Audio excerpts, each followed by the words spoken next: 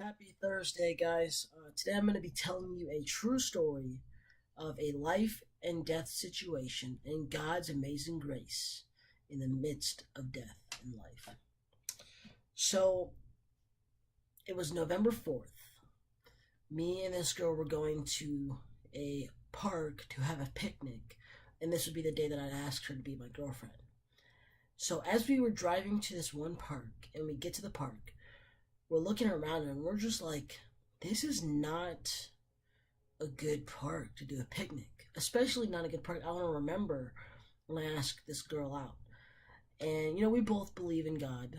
Um, so as we're driving by this park, we're like, this is not a nice park. So, with three other parks in the range of 2 miles, we choose a park called West Plaza Park. And as we're driving in, it looks nice, a very good looking park.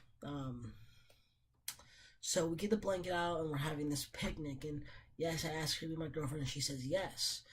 But as the time that we're about to leave, we see this little boy, maybe 8, 9 years old, crying, just walking towards the street.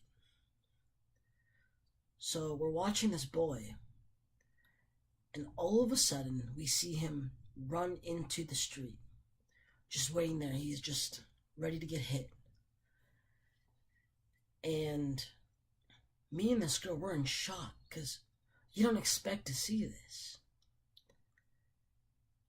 So I hit the brake on the car, I put it in park, and we both charge into the street to save this kid. And luckily, we do get him back to the sidewalk. And we ask him, what's going on? Why are you doing this? You're so young. You have so much things to live for, to dream for, to achieve. And he told us that his dad was in prison and his mom had ran away. And he was living with his aunt and his uncle.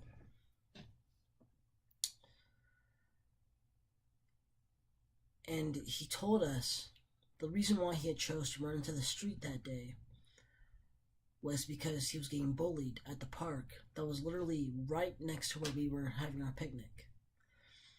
So we're walking with him back to the park because he had this iPad or whatnot at the park. And we get there and there's all these little kids who are picking on him, and we spoke to them and we're like, guys, the world has enough hate. It has enough bullying. We need to change the way we do things. We need to love people. And they were listening, and they were starting to listen to us. And at the end of our conversation, they're like, yeah, dude, I'm so sorry I did that. I'm so sorry I bullied you. And the little boy gets his iPad, and it was cracked. I think the kids said they cracked it or something, or they hit him in the head with it or something. And I'm like, you know what? Let's just walk this kid home, make sure he gets home safely. So we're walking him home, and we're just talking to him about God and how he is such an amazing God, and how he loves him so much, and that he can always rely on him. And we get to his house, and we ring the doorbell, and his uncle comes out, and we tell his uncle what just transpired, what happened. And his uncle didn't seem to care that much, and that's so sad.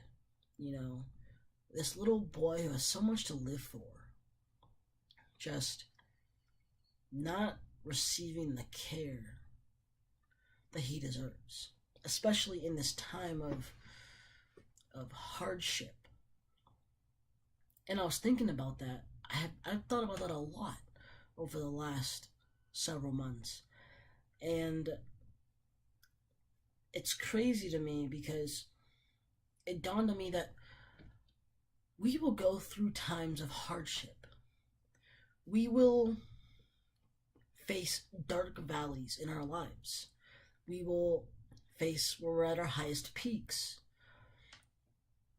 But the fact that God had led us to this park for a specific reason, not for me to ask this girl to be my girlfriend, but to save this boy from making a huge mistake.